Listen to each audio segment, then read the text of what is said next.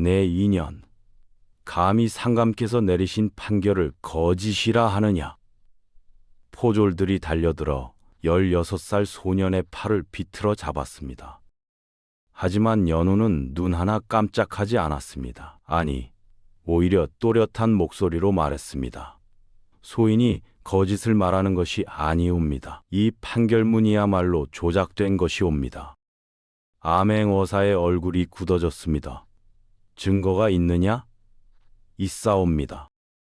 연우는 품속에서 오래된 편지를 꺼내 들었습니다. 이 한 장의 편지가 15년 전 억울하게 죽은 한 사람의 명예를 되찾아 줄 것이었습니다. 그런데 여러분, 이 소녀는 대체 어떻게 15년 전 일을 알고 있었을까요? 이 모든 이야기는 16년 전 별자리마저 흐트러진 한 밤에서 시작되었습니다. 안녕하세요. 구독과 좋아요 부탁드려요. 시작합니다.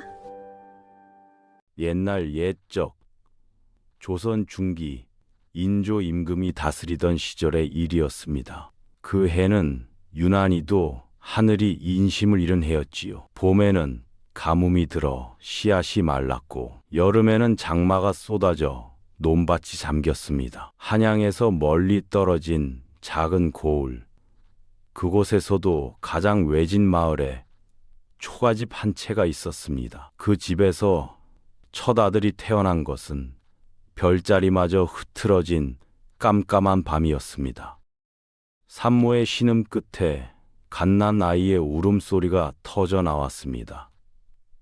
아이를 받아낸 산파는 고개를 갸웃거렸지요. 이상하네. 별자리가 제자리를 잃은 밤에 태어난 아이치고는 울음이 너무 힘차구먼. 산파는 아이를 깨끗이 닦아내며 다시 한번 하늘을 올려다보았습니다. 북두칠성이 제자리를 잃은 듯 했고 달마저 유난히 크고 밝았지요. 신기한 밤이로구먼. 뭔가 특별한 일이 일어날 것 같은 밤일세. 아이의 아버지는 기뻐했습니다. 겨우 얻은 첫 아들이었으니까요. 특별한 밤에 태어났으니 특별한 아이가 되겠구먼. 하지만 아무도 몰랐습니다. 이 밤이 정말로 얼마나 특별한 밤인지 말이지요. 아이의 이름은 연우였습니다. 연우가 태어난 지 보름쯤 지났을 무렵 마을에 무당이 찾아왔습니다. 무당은 요 위에 누운 여우를 한참 동안 바라보았습니다. 이 아이 눈빛이 심상치 않구먼. 저렇게 한 곳을 오래 바라보는 아이는 처음 보네요. 무당의 말대로였습니다. 연우는 천장을 바라보고 있었는데 보통 아이들처럼 눈동자가 이리저리 움직이지 않았지요. 한 곳을 깊이 바라보고 있었습니다. 이 아이 무언가를 가지고 태어났습니다. 그것이 무엇인지는 모르겠습니다만 이 아이는 보통 아이가 아닙니다. 조심히 키우시게. 무당은 부적을 내려놓고 황급히 집을 나갔습니다. 조부는 고개를 갸웃거리며 연우를 내려다보았습니다. 아이는 여전히 천장을 바라보고 있었지요. 그 눈빛이 어쩐지 어른의 눈빛 같았습니다. 세월은 빠르게 흘렀습니다. 연우가 4살이 되던 해 봄, 이상한 일이 일어나기 시작했습니다. 어느 날 저녁, 온 가족이 저녁 식사를 하고 있었지요. 엄마, 억울하다는 게 뭐예요? 연우가 갑자기 물었습니다. 억울하다. 그건 누가 나쁜 짓을 했는데 내가 혼날 때 그런 기분이란다. 아, 그럼 억울하면 어떻게 해요? 억울하면 진실을 말해야지. 연우는 고개를 끄덕였습니다. 진실을 말해야 하는구나. 어머니는 이상하다는 표정을 지었지요. 연우야, 그런 어려운 말은 어디서 배웠니? 그날 밤 조부가 연우를 재우고 있었습니다. 한밤중에 이상한 소리가 들렸습니다. 조부는 귀를 기울였습니다. 억울해요. 제가 안 했어요. 진실을 말해야 해요. 연우는 잠결에 또렷한 말을 하고 있었습니다. 4살 아이의 입에서 나오기에는 너무나도 선명한 말이었지요. 조부의 등에서 식은땀이 흘러내렸습니다. 며칠 뒤 연우가 마당에서 놀고 있었습니다. 갑자기 땅바닥에 나뭇가지로 무언가를 그리기 시작했습니다. 조부가 다가가 보니 그것은 글자였습니다. 아직 글을 배우지 않은 나이인데 여우는 글자 비슷한 것을 그리고 있었지요. 조부는 그 모양을 보고 깜짝 놀랐습니다. 비록 삐뚤었지만 그것은 분명 글자의 형태를 띠고 있었습니다. 조부는 더 이상 의심할 수 없었습니다. 이 아이는 무언가를 가지고 태어난 아이였지요. 연우가 5살이 되던 해였습니다. 그날 밤 연우는 또다시 꿈을 꾸었습니다. 하지만 이번에는 더 선명했습니다. 관아였습니다. 사람들이 둘러앉아 있었고 앞에는 흰 도포를 입은 사내가 꿇어앉아 있었지요. 억울하옵니다. 소인은 그런 일을 한 적이 없사옵니다. 사내가 외쳤습니다. 하지만 아무도 귀 기울이지 않았습니다. 증거가 명백하다. 내 죄를 인정하라. 사내의 목소리는 점점 작아졌습니다. 그리고 판결문이 읽혔습니다. 이자 관아의 물건을 훔쳐 사사로이 쓴 죄로 곤장 50대에 처하고 귀양 보낸다. 사내는 끌려갔습니다. 그때 연우는 보았습니다. 한쪽 구석에 앉아있던 늙은 아전을. 그 아전은 고개를 숙이고 있었지요. 무언가를 쓰고 있었지만 손이 떨리고 있었습니다. 아전의 얼굴을 보는 순간 연우는 깨달았습니다. 그 아전은 지금의 조부였습니다. 으악! 연우는 꿈에서 깨어나 비명을 질렀습니다. 이튿날 아침 연우는 조부를 찾아갔습니다. 할아버지, 옛날에 관아에서 일하실 때 억울한 사람을 본 적 있어요? 조부는 붓을 떨어뜨렸습니다. 내가 어떻게 꿈에서 봤어요. 하얀 옷 입은 사람이 끌려가는 걸요. 그리고 할아버지가 거기 계셨어요. 조부는 연우를 빤히 바라보았습니다. 아이의 눈빛은 너무나도 진지했습니다. 네, 왜냐하면 제가 그 사람이었던 것 같아요. 조부는 그 자리에 주저앉았습니다. 이제는 의심할 여지가 없었습니다. 이 아이는 정말로 그분이 돌아온 것이었습니다. 그날 이후 조부는 연우에게 글을 가르치기 시작했습니다. 연우야, 네가 정말로 진실을 밝히고 싶다면 글을 알아야 한단다. 조부가 하늘을 뜻하는 천자를 가리키며 말했습니다. 이게 하늘천이란다. 연우는 한번 보고 바로 따라 썼습니다. 조부는 깜짝 놀랐습니다. 5살 아이가 붓을 잡는 것도 어려운데 여우는 마치 붓을 다뤄본 적이 있는 것처럼 자연스러웠지요. 연우야, 네가 전에 글을 배운 적이 있니? 아니요, 처음이에요. 그런데 왠지 익숙해요. 조부는 알 수 없는 전율을 느꼈습니다. 이 아이는 정말로 무언가를 기억하고 있는 것이 분명했습니다. 연우가 6살이 되던 해, 조부는 연우를 서당에 보냈습니다. 김훈장은 연우를 시험했습니다.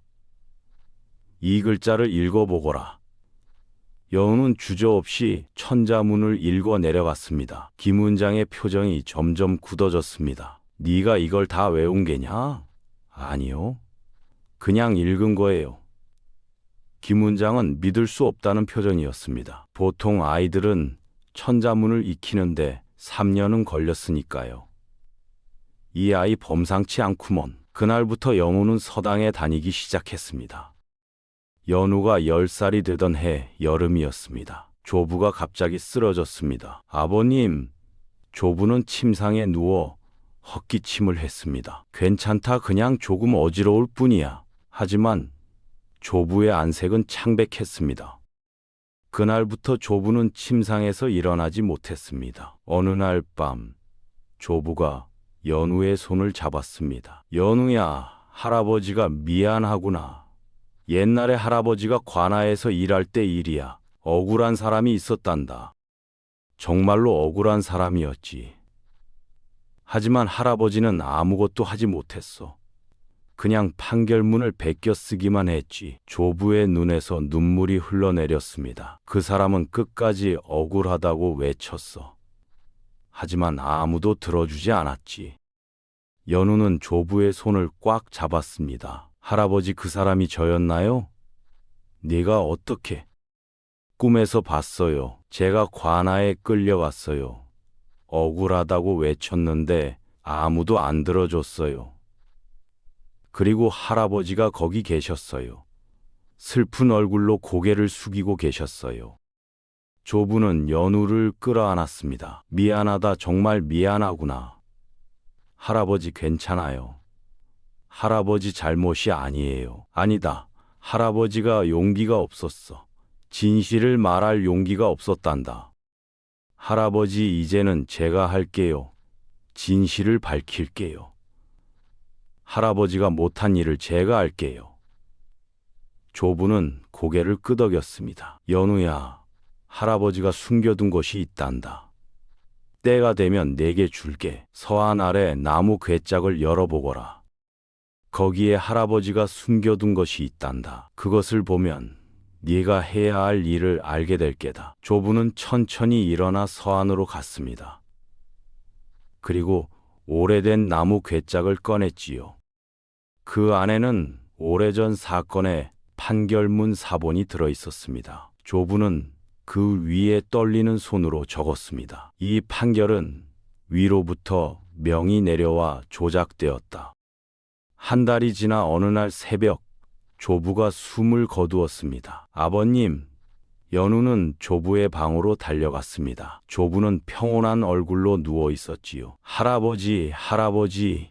연우는 조부의 손을 잡고 울었습니다.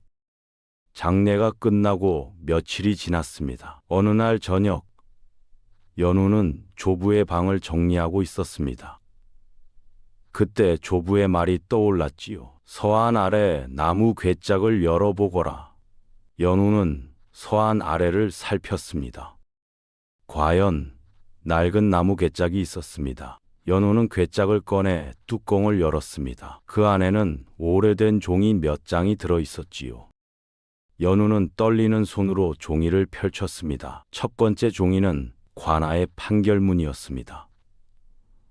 고을 아전 이묵에는 관아의 쌀을 훔쳐 사사로이 쓴 죄로 연우는 숨이 멎는 듯 했습니다. 이름이 낯설지 않았습니다.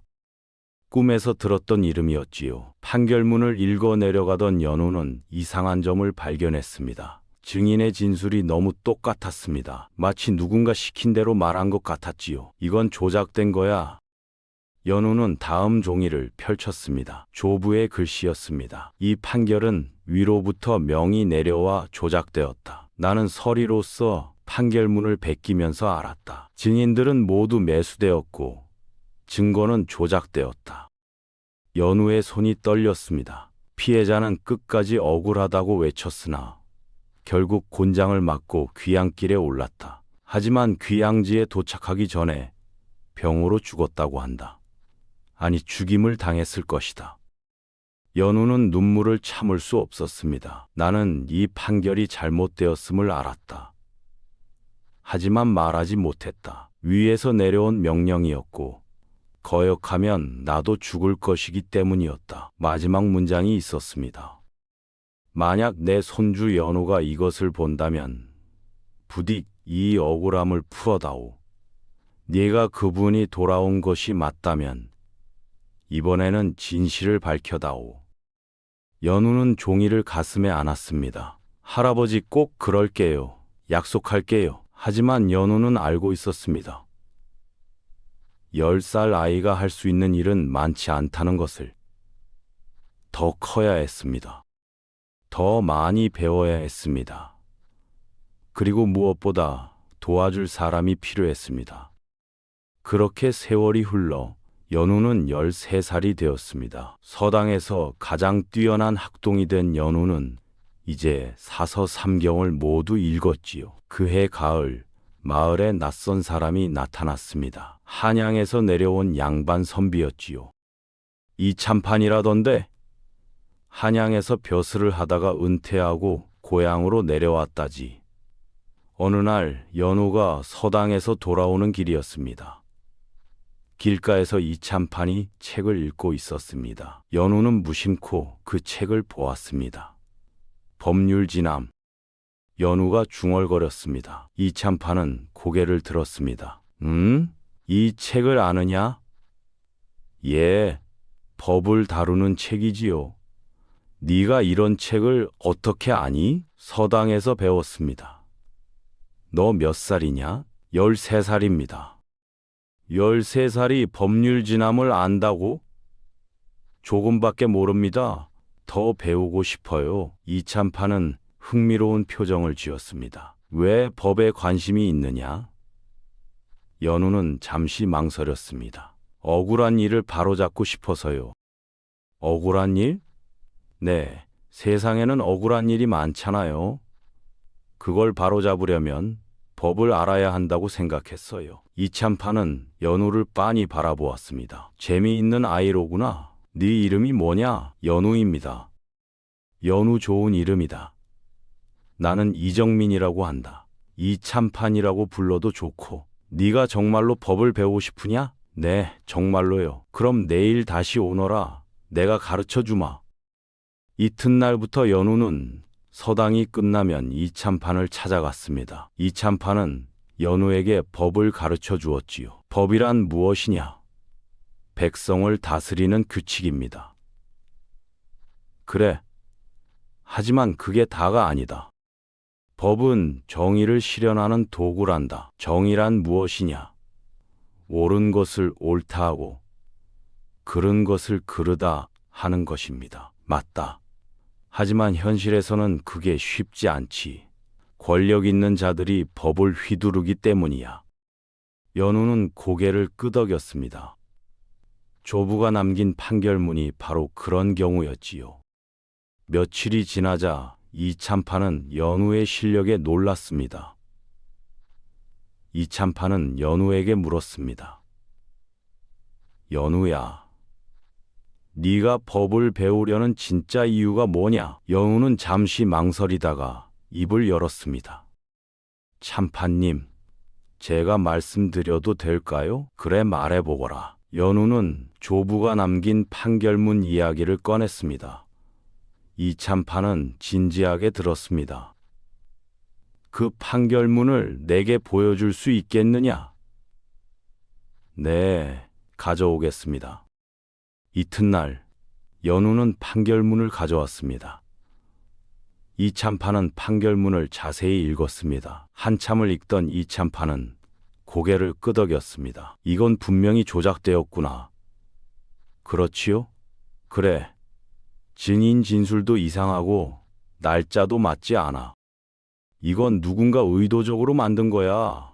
이걸 바로잡을 수 있을까요? 이참판은 연우를 빤히 바라보았습니다. 연우야, 네가 이 사건과 어떤 관련이 있느냐? 연우는 깊은 숨을 들이쉬었습니다. 저는 전생에 이 사람이었던 것 같습니다. 이참판은 놀라지 않았습니다. 그렇구나. 그래서 네 눈빛이 그렇게 깊었구나. 믿으시나요? 세상에는 설명할 수 없는 일들이 있단다. 네 이야기도 그중 하나겠지. 이참판은 판결문을 내려놓았습니다. 좋다. 내가 도와주마. 정말요? 그래? 나도 평생 정의를 위해 살아왔거든. 이런 억울한 일을 그냥 둘 수는 없지. 영우는 눈물이 날 것 같았습니다. 드디어 도와줄 사람을 만난 것입니다. 연우가 15살이 되던 해 여름이었습니다. 이참판이 연우를 급히 불렀습니다. 연우야, 드디어 답이 왔다. 한양에서요? 그래, 내 친구가 조사를 했단다. 그리고 놀라운 사실을 알아냈지. 이참판은 편지를 꺼냈습니다. 당시 판결 내린 원님은 이미 죽었다. 하지만 진짜 명령을 내린 사람은 따로 있었어. 누구죠? 당시 감사였던 홍익순이다. 지금은 한양에서 이조 판서를 하고 있지. 영우는 숨이 멎는 듯 했습니다. 이조 판서라면 조선에서 가장 높은 벼슬 중 하나였습니다. 그런 높은 분을 어떻게 그래서 어려운 거다. 하지만 더 조사한 결과 이참판은 편지를 계속 읽었습니다. 당시 고을 좌수였던 최덕만도 관련이 있었다. 그는 지금 이곳에서 여전히 세력을 쥐고 있지. 그래, 최덕만은 홍익순의 비리를 은폐하는 데 협조했어. 그 대가로 땅과 재산을 받았지. 그럼 할아버지가 목격한 그 아전은 홍익순의 비리를 알게 된 거야. 그래서 입을 막으려고 죄를 뒤집어 씌운 거지. 여우는 이를 악물었습니다. 진정해라, 영우야. 우리에게는 증거가 있다. 하지만 상대는 이조 판서입니다. 어떻게 이길 수 있죠? 이참판은 미소를 지었습니다. 암행어사가 온단다. 정말요? 그래. 내 친구가 상소를 올렸고 임금께서 직접 암행어사를 파견하셨어. 이번 달 안에 도착할 거야. 연우는 가슴이 두근거렸습니다. 며칠 뒤 이참판과 연우는 최자수의 저택을 몰래 조사했습니다. 최자수가 장에 간 사이 집에 몰래 들어갔지요. 조심해라, 연우야. 네, 두 사람은 서재를 뒤졌습니다. 그리고 찾았습니다. 오래된 문서함에 편지들이 숨겨져 있었지요. 이건 이참판이 편지를 펼쳤습니다. 홍익순이 최덕만에게 보낸 편지다. 보라, 편지에는 이렇게 쓰여 있었습니다. 그 아전을 없애야 한다. 내 일이 탄로 나면 우리 모두 끝이다. 네가 증인을 구해라. 그리고 죄를 뒤집어 씌워라. 결정적 증거였습니다. 이걸 가지고 가자. 암행어사께 보여드려야 해. 두 사람은 편지를 가지고 조용히 빠져나왔습니다. 연우가 16살이 되던 해 가을이었습니다. 마을에 소문이 퍼졌습니다. 암행어사가 온다던데. 정말 우리 고을에? 그렇다지. 어느 날 아침 과라 앞에 사람들이 모였습니다. 암행어사가 도착한 것이었지요. 출두하라! 암행어사 출두요! 어사가 마패를 꺼내 들었습니다. 고을 원님은 황급히 나와 절을 올렸습니다. 분부대로 하겠사옵니다. 암행어사는 관아의 자리를 잡았습니다. 그리고 백성들의 억울한 일을 듣기 시작했지요. 누구든 억울한 일이 있으면 고하라. 이참판이 나섰습니다. 소인이 고할 일이 있사옵니다. 말해보라. 15년 전 이 고을에서 억울한 판결이 있었사옵니다. 암행어사의 눈빛이 날카로워졌습니다. 무슨 판결인가? 이참판은 조부가 남긴 판결문을 내밀었습니다. 이것을 보시옵소서. 암행어사는 판결문을 받아 읽었습니다. 한참을 읽던 암행어사가 고개를 들었습니다. 이 판결이 잘못되었다는 증거가 있는가? 있사옵니다. 이 아이가 증언하겠나이다. 이참판은 연우를 앞으로 나오게 했습니다. 소인은 연우라고 하옵니다. 여우는 떨리는 목소리로 말했습니다. 15년 전 이 판결을 받은 아전은 억울하게 죽었사옵니다. 네가 어찌 그것을 아느냐? 너는 그때 태어나지도 않았을 텐데. 소인의 할아버지께서 당시 관아에 서리셨사옵니다. 그분께서 이 판결이 조작되었음을 알고 계셨고 임종 전에 소인에게 진실을 밝히라 하셨나이다. 연우는 조부가 남긴 기록을 내밀었습니다. 암행어사는 그것도 읽었습니다. 조작되었다는 증거는 있는가? 이참판이 홍익순의 편지를 내밀었습니다. 이것이 결정적 증거옵니다. 암행어사는 편지를 읽었습니다. 그리고 안색이 굳어졌지요. 이것은 이조판서 홍익순의 필체가 아닌가? 맞사옵니다. 최덕만은 어디 있느냐? 마을에 좌수옵니다. 당장 잡아들여라. 관아 군졸들이 최자수의 집으로 달려갔습니다. 최자수는 도망치려 했지만 붙잡혔지요. 억울하옵니다. 소인은 아무것도 모르옵니다. 이 편지를 보라. 네 서재에서 나온 것이다. 최자수는 말문이 막혔습니다. 암행어사는 엄숙하게 말했습니다. 최덕만, 너는 15년 전 판결 조작에 가담한 죄로 귀양형에 처한다. 어서 용서하옵소서. 그리고 홍익순은 한양에서 처벌받을 것이다. 내가 직접 임금께 아뢰겠다. 연우는 무릎이 꺾였습니다. 드디어 진실이 밝혀진 것입니다. 암행어사는 연우를 돌아보았습니다. 네가 할아버지의 유언을 받들어 진실을 밝혔구나. 기특하다. 감사합니다. 그 억울한 아전의 명예를 회복시켜 주겠다. 그리고 유족이 있다면 보상하겠다. 유족은 없사옵니다. 여우는 조용히 말했습니다. 다만 그분의 억울함이 풀렸으면 하옵니다.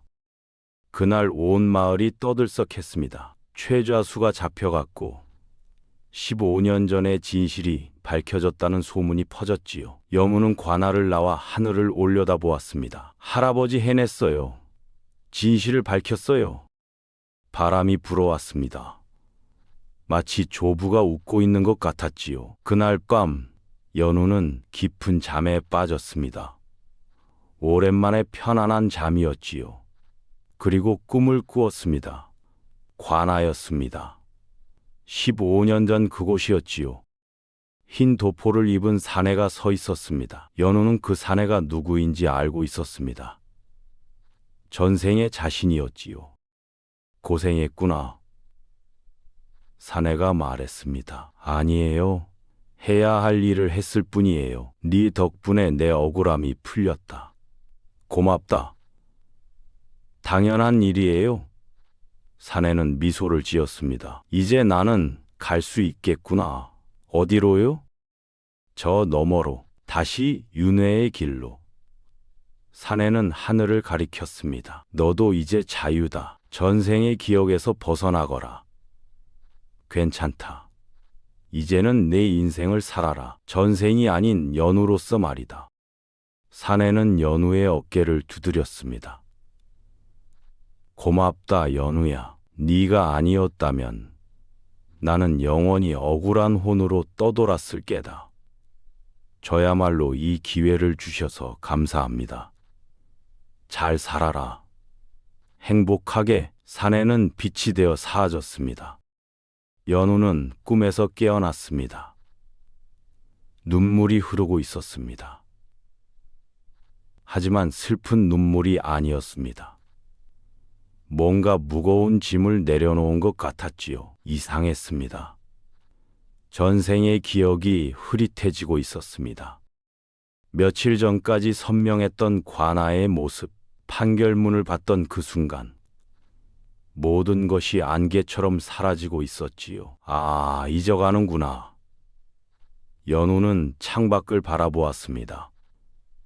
동이 트고 있었습니다. 새로운 날이 시작되는 것이었지요. 며칠 뒤 한양에서 소식이 왔습니다. 홍익순이 파직되었고 재산이 몰수되었다는 소식이었지요. 그리고 15년 전 억울하게 죽은 아전의 명예가 회복되었다는 소식도 함께 왔습니다. 마을 사람들은 연우를 다시 보았습니다. 저 아이가 정의를 세웠구나. 요사스러운 게 아니라 의로운 아이였어. 저렇게 어린 나이에. 연우가 18살이던 해 봄이었습니다. 벚꽃이 흐드러지게 핀 아름다운 날이었지요. 여우는 이참판의 추천으로 과거에 응시했습니다. 그리고 소과에 합격했지요. 연우야, 축하한다. 이참판이 기뻐했습니다. 참판님 덕분입니다. 아니다. 네 실력이야. 이제 한양으로 가서 성균관에 들어가 대과를 준비해야지. 연우는 한양으로 떠났습니다. 이참판이 소개해준 작은 집에서 살며 대과를 준비했지요. 가끔 연우는 하늘을 올려다 보았습니다. 전생의 기억은 이제 거의 사라졌지만 마음속에 새긴 것은 남아 있었지요. 억울한 사람을 외면하지 말자. 정의를 위해 싸우자. 그것은 전생에서 배운 교훈이었고 이번 생에서 지킬 약속이었습니다. 연우의 새로운 삶은 이제 막 시작되었습니다. 전생의 빚을 갚고 진정한 자신의 인생을 사는 삶 말이지요. 옛말에 이런 말이 있습니다. 죄는 혼자 만들어지지 않지만 침묵은 또 다른 죄가 된다고 말이지요. 하지만 진실을 밝히는 용기는 언제나 가능하답니다. 비록 한 생이 지나더라도 정의는 반드시 이루어진다는 교훈을 이 이야기는 전해주고 있습니다. 여러분도 억울한 일을 보거든 외면하지 마시고 용기 내어 진실을 말하시길 바랍니다. 그것이 바로 이 세상을 더 밝게 만드는 길이랍니다.